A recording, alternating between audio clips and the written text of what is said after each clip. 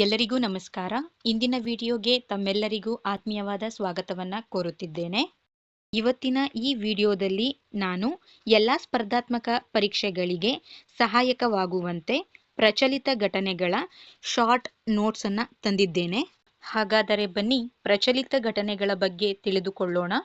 ಪ್ರಚಲಿತ ಘಟನೆಗಳು: ಈ 3 ರಾಷ್ಟ್ರಗಳು ಫ್ರಾನ್ಸ್, ಜರ್ಮನಿ ಮತ್ತು ಯುಕೆ. ಇದನ್ನು 2003ರಲ್ಲಿ ಸ್ಥಾಪಿಸಲಾಯಿತು. ಇದು ಯುಕೆ, ಜರ್ಮನಿ ಮತ್ತು ಫ್ರಾನ್ಸ್ ನಡುವಿನ ಅನೌಪಚಾರಿಕ ವಿದೇಶಿ ಮತ್ತು ಭದ್ರತಾ ಸಹಕಾರಿ ವ್ಯವಸ್ಥೆಯಾಗಿದೆ.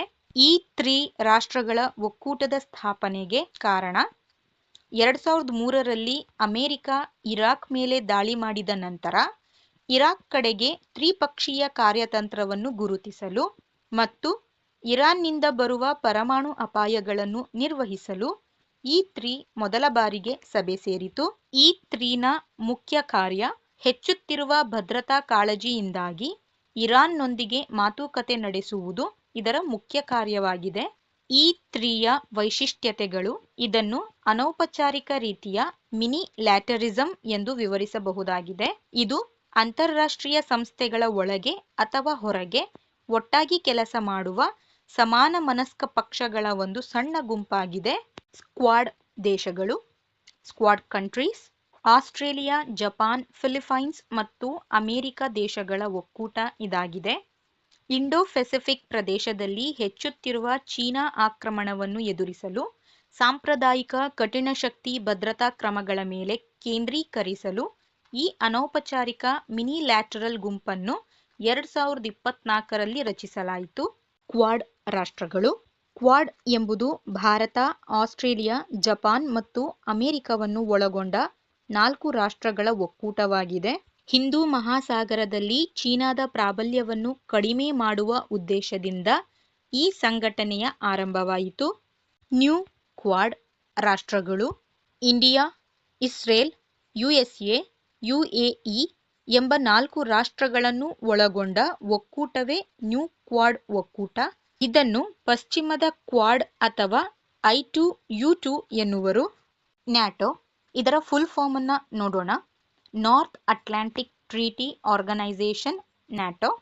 1949ರಲ್ಲಿ ನ್ಯಾಟೋ ಮೈತ್ರಿಕೂಟ ರಚನೆಯಾಯಿತು. ಇದರ ಕೇಂದ್ರ ಕಚೇರಿ ಬೆಲ್ಜಿಯಂನ ಬ್ರುಸೆಲ್ಸ್. ನೆದರ್ಲ್ಯಾಂಡ್ನಲ್ಲಿ ಮೊದಲ ಬಾರಿಗೆ ನ್ಯಾಟೋ ಶೃಂಗಸಭೆಯನ್ನು ಆಯೋಜಿಸಲಾಯಿತು. ನ್ಯಾಟೋ ಉತ್ತರ ಅಟ್ಲಾಂಟಿಕ್ ಒಪ್ಪಂದ ಸಂಸ್ಥೆ. ಸದಸ್ಯ ರಾಷ್ಟ್ರಗಳಲ್ಲಿ ಶಾಂತಿ ಮತ್ತು ಭದ್ರತೆಯನ್ನು ಉತ್ತೇಜಿಸಲು ರಚಿಸಲಾದ ಅಂತರ್ಸರ್ಕಾರೀಯ ಮಿಲಿಟರಿ ಮೈತ್ರಿಕೂಟವಾಗಿದೆ.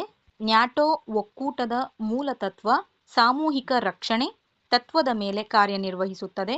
ಅಂದರೆ ನ್ಯಾಟೋ ಒಪ್ಪಂದದ ವಿಧಿ 5ರ ಅನ್ವಯ ಒಬ್ಬ ಸದಸ್ಯರ ಮೇಲಿನ ದಾಳಿಯನ್ನು ಎಲ್ಲರ ಮೇಲಿನ ದಾಳಿ ಎಂದು ಪರಿಗಣಿಸಲಾಗುತ್ತದೆ. ಇತ್ತೀಚೆಗೆ ನ್ಯಾಟೋಗೆ ಸೇರ್ಪಡೆಯಾದ 32ನೇ ರಾಷ್ಟ್ರ ಸ್ವೀಡನ್ 2024ರ ಮಾರ್ಚ್ 7ರಂದು ಸೇರ್ಪಡೆಯಾಗಿದೆ. ಅಂತಾರಾಷ್ಟ್ರೀಯ ಹಣಕಾಸು ನಿಧಿ IMF ವಿಶ್ವಸಂಸ್ಥೆಯ ವಿಶೇಷ ಸಂಸ್ಥೆಯಾಗಿದೆ. ಇದನ್ನು 1944ರಲ್ಲಿ ಬ್ರೆಟನ್ ವುಡ್ಸ್ ಸಮ್ಮೇಳನದಲ್ಲಿ ಸ್ಥಾಪಿಸಲಾಯಿತು. ಇದರ ಪ್ರಧಾನ ಕಚೇರಿ ವಾಷಿಂಗ್ಟನ್ DC. IMF ಅಂತಾರಾಷ್ಟ್ರೀಯ ಹಣಕಾಸು ನಿಧಿ ಪ್ರಸ್ತುತ 191 ಸದಸ್ಯ ರಾಷ್ಟ್ರಗಳನ್ನು ಹೊಂದಿದೆ.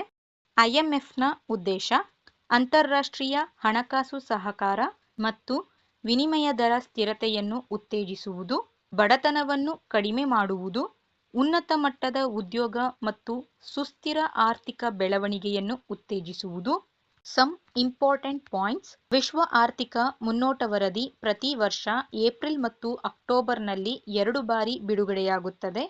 ಜನವರಿ ಮತ್ತು ಜುಲೈನಲ್ಲಿ 2 ಬಾರಿ ನವೀಕರಿಸುತ್ತದೆ. 2025ರ ವಿಶ್ವ ಆರ್ಥಿಕ ಮುನ್ನೋಟದ ಧ್ಯೇಯವಾಕ್ಯ ಜಾಗತಿಕ ಆರ್ಥಿಕತೆ ನಿರಂತರ ಅನಿಶ್ಚಿತತೆಯ ನಡುವೆ ದುರ್ಬಲ ಸ್ಥಿತಿ ಸ್ಥಾಪಕತ್ವ. UPSC 2014ರಲ್ಲಿ ಕೇಳಲಾದ ಪ್ರಶ್ನೆ ಇದು. ಈ ಕೆಳಗಿನ ಯಾವ ಸಂಸ್ಥೆಯು ಜಾಗತಿಕ ಆರ್ಥಿಕ ಮುನ್ನೋಟ ವರದಿಯನ್ನು ಪ್ರಕಟಿಸುತ್ತದೆ? Options: option 1 IMF, option 2 UNDP, option 3 ವಿಶ್ವ ಆರ್ಥಿಕ ವೇದಿಕೆ, ಆಪ್ಷನ್ 4 ವಿಶ್ವ ಬ್ಯಾಂಕ್. ಇದಕ್ಕೆ ಸರಿಯಾದ ಉತ್ತರ ಆಪ್ಷನ್ 1 IMF. ಅಧಿಕೃತವಾಗಿ ಅಂತಾರಾಷ್ಟ್ರೀಯ ದೊಡ್ಡ ಬೆಕ್ಕು ಒಕ್ಕೂಟಕ್ಕೆ ಸೇರ್ಪಡೆಗೊಂಡ Nepal. Nepal officially becomes a member of IBCA. The full form of IBCA, International Big Cat Alliance.